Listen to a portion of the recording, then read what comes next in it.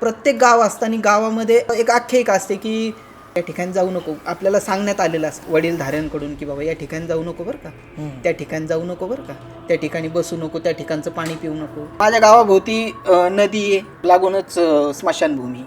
मी 10 वर्षाचा असताना मी त्या ठिकाणी मला सांगण्यात आलं की बाबा तू ना त्या नदीच्या बाजूला काही जात नको जाऊ बरं का निलेश, तिकडे आहे ना लहान मुलांनी जायचं नसतं. शेजारी गोड्या पाण्याची नदी वाहते, पण त्या आडाचं पाणी खारं, त्या आडाचं पाणी 12 महिने खारं. शेंदूर लावलेले काही देवी देवता दिसले मला तिथे.